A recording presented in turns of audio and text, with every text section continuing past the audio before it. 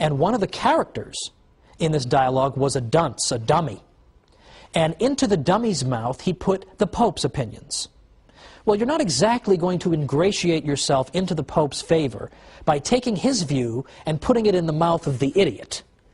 But this was sort of typical of Galileo, who had a very, very, well, some might say, aggressive kind of way about him. He had a very irascible nature.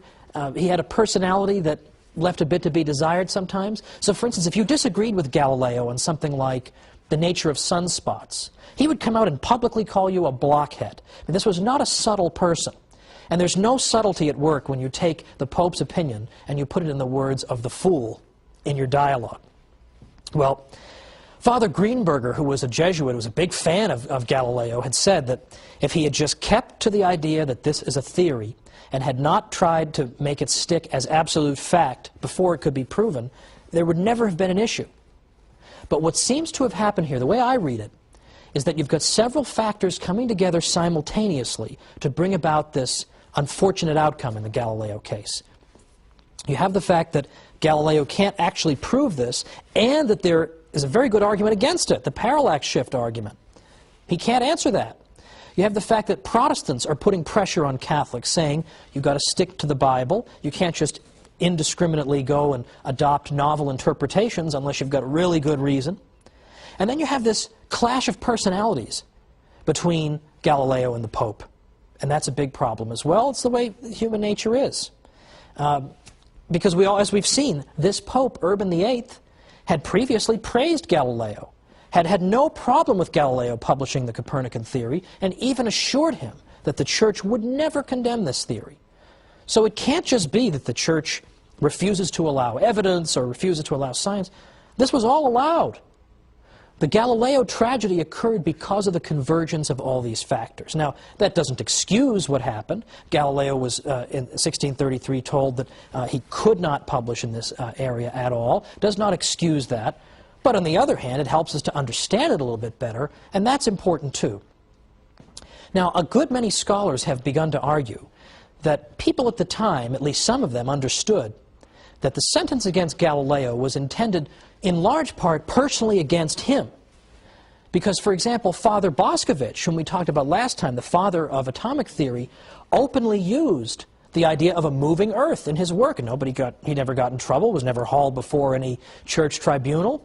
So, as I say, a great many people have said that it was aimed personally at Galileo. Now, having said all this, as I say, my purpose here is not to say that there was no wrong done or that this episode is something to celebrate. But at the same time, I think we can understand that what actually happened here was the fruit not of any mythical Catholic hostility to science, but merely the unfortunate convergence of a variety of factors occurring at the same time. Because what we've seen in these past few episodes is that the Church's achievements when it comes to science are legion and are substantial. And that we've seen that more and more professionals who actually do this for a living, who study the history of science for a living, are saying that Galileo case or no Galileo case, the Church helped to make the scientific revolution possible. And it helped make it possible not simply because a great many Catholic priests engaged in important scientific discoveries, or wrote important scientific works, or composed great scientific encyclopedias, all of which the Jesuits did. It's not simply that. It's that the Church provided the framework in which science was possible. It made us believe that the universe could be understood by our minds and encouraged us to engage in this type of undertaking. And finally, even beyond that, the Church encouraged, yes, believe it or not, the free interchange of ideas. It encouraged a culture of debate and discussion. That was the culture that was fostered in the university system of the Middle Ages.